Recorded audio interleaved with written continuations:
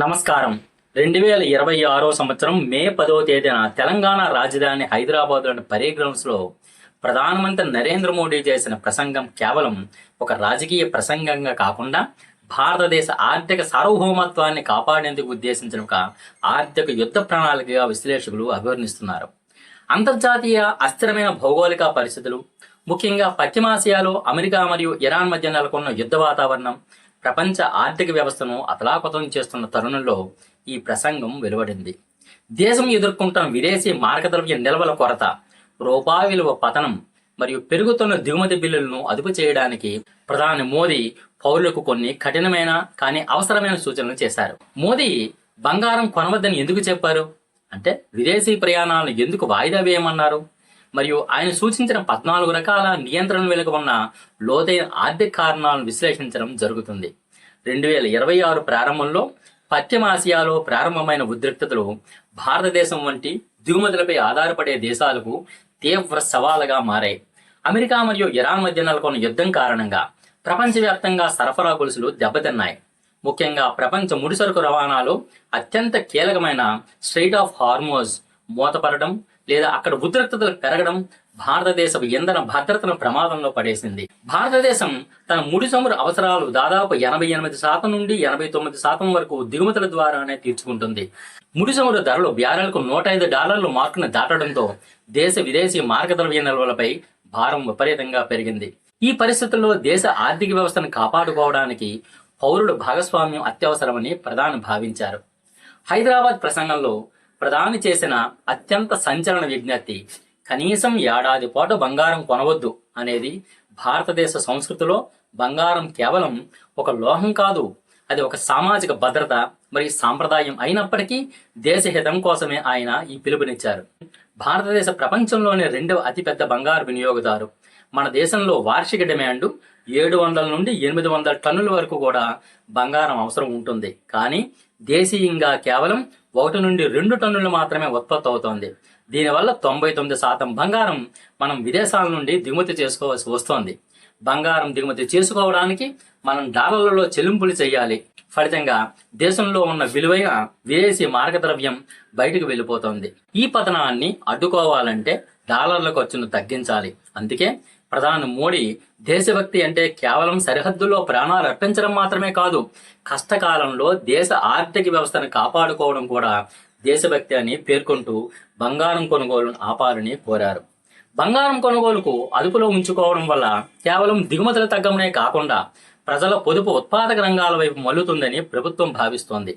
ప్రధాని మోదీ తన ప్రసంగంలో మధ్యతరగతి మరియు సంపన్న వర్గాలకు మరో కీలక విజ్ఞప్తి చేశారు. విదేశాలకు విహారయాత్రలకు వెళ్లడం, అలాగే విదేశాల్లో డెస్టినేషన్ వెడ్డింగ్స్ చేసుకోవడం కనీసం ఏడాది పాటు వాయిదా వేసుకోవాలని ఆయన కోరారు.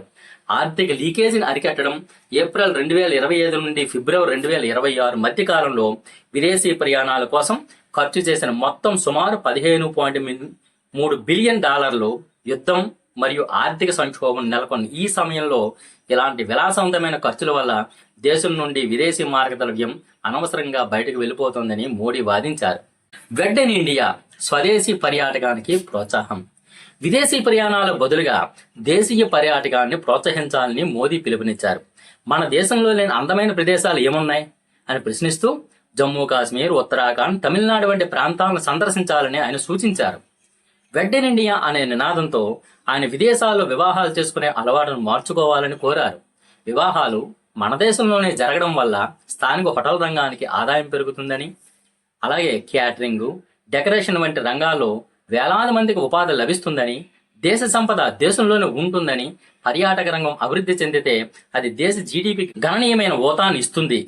ముఖ్యంగా ఉత్తరాఖండ్ మరియు జమ్మూ కాశ్మీర్ వంటి రాష్ట్రాలు ఆర్థిక వ్యవస్థ పర్యాటకం పైన ఆధారపడి ఉంది. 2023లో జమ్మూ కాశ్మీర్కు 2 కోట్లకు పైగా పర్యాటకులు రావడం ఒక గొప్ప రికార్డుగా ప్రధాని పేర్కొన్నారు. మోదీ సూచించిన 14 నియంత్రణలు ఏమిటంటే, హైదరాబాద్ ప్రసంగంలో ప్రధాని మోడీ ప్రజలకు 14 రకాల విజ్ఞప్తులు చేశారు. అవి కేవలం సూచనలు మాత్రమే కాదు, యుద్ధ సమయంలో ఒక దేశం అనుసరించాల్సిన ఆర్థిక వ్యూహాలు. 1. Work from home. కరోనా కాలంలో నేర్చుకున్న పద్ధతిని మరీ అమలు చేయాలని ప్రధాని కోరారు.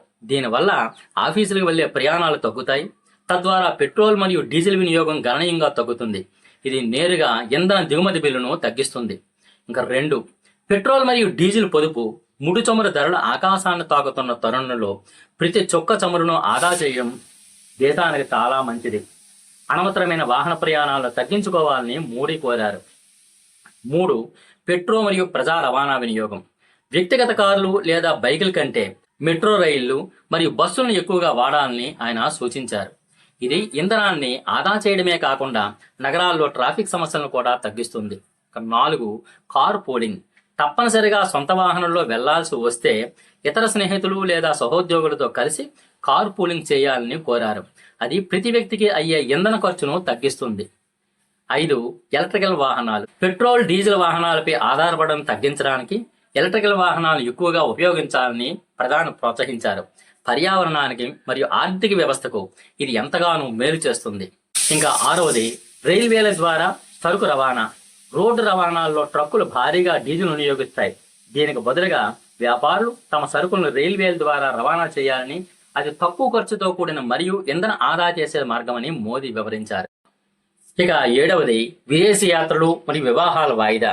ముందే చర్చించినట్లుగా దేశ సంపద బయటకు వెళ్లకుండా ఉండడానికి విదేశీ విహారయాత్రలు మరియు డెస్టినేషన్ వెడ్డింగ్స్ ను ఏడాది పాటు ఆపివేయాలని ఆయన కోరారు. 8, స్వదేశీ పర్యాటకానికి ప్రాధాన్యత.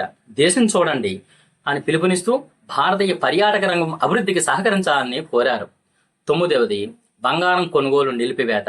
వ్యాపారులను తగ్గించడానికి మరియు రూపాయిని బలోపేతం చేయడానికి ఏడాది పాటు బంగారం కొనవద్దని శపథం చేయాలని ప్రజలు కోరారు. 10, మేడ్ ఇన్ ఇండియా. మనం వాడే ప్రతి వస్తువులో విదేశీ ముద్ర ఉందో లేదో గమనించాలని, వీలైనంత వరకు భారతీయ కంపెనీలు తయారు చేసిన వస్తువులనే వాడాలని మోదీ పిలుపునిచ్చారు. వంట నూనె వినియోగం తగ్గింపు 11వది. దీనికోసం భారీగా దిగుమతులపై ఆధారపడుతోంది. ప్రతి కుటుంబం తమ వంట నూనె వాడకాన్ని 10% తగ్గిస్తే అది దేశ ఆర్థిక వ్యవస్థకు ఊతాన్నివ్వడమే కాకుండా ప్రజల ఆరోగ్యానికి కూడా మేలు చేస్తుందని ఆయన వివరించారు. 12, రసాయన ఎరువులు లేక వాడకం తగ్గింపు. రసాయన ఎరువులు తయారీకి అవసరమైన ముడిస పదార్థాలను మనం దిగుమతి చేసుకుంటాం. రైతులు ఎరువుల వాడకాన్ని 50% తగ్గించి సహజ సాగు వైపు మళ్లాలని మోదీ విజ్ఞప్తి చేశారు. 13, సోలార్ పంపుల వినియోగం. వ్యవసాయంలో డీజిల్ పంపుల స్థానంలో సోలార్ పంపులను వాడాలని, అది రైతులకు ఖర్చు తగ్గించడమే కాకుండా ఇంధన ఆదాకు తోడ్పడుతుందని ఆయన చెప్పారు. 14, బాధ్యతాయుతమైన జీవనమే దేశభక్తి. యుద్ధం సమయంలో పొదుపుగా జీవించడం, వనరులను వృధా చేయకుండా ఉంచడమే నిజమైన దేశభక్తి ఆయన ముగించారు. ప్రధాని మోడీ చేసిన పిలుపు మార్కెట్లో ప్రకంపనలు సృష్టించింది. ముఖ్యంగా జ్యువెలరీ మరియు ట్రావెల్ రంగాల షేర్లు భారీగా పతనమయ్యాయి. అయినప్పటికీ పరిశ్రమ దిగ్గజాలు ఆ ప్రధాని మోడీ నిర్ణయాన్ని సమర్థించాయి. భారతీయ ఎంటర్ప్రైజెస్ చైర్మన్ సునీల్ భారతి మిట్టల్ మాట్లాడుతూ, ప్రస్తుత భౌగోళిక రాజకీయ పరిస్థితుల్లో ఇది చాలా బాధ్యతాయుతమైన పిలుపని పేర్కొన్నారు.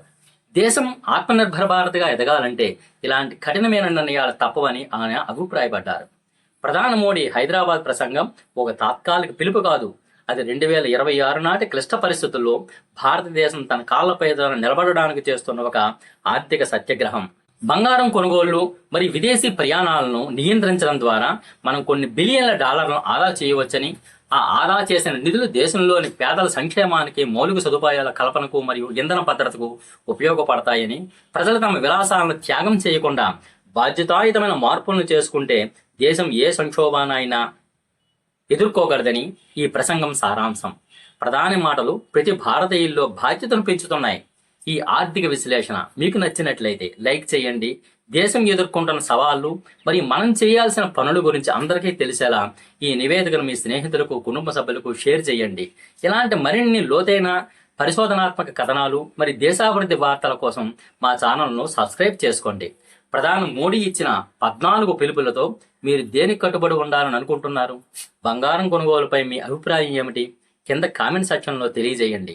మీ అభిప్రాయం మాకు ఎంతో విలువైనది. ధన్యవాదములు.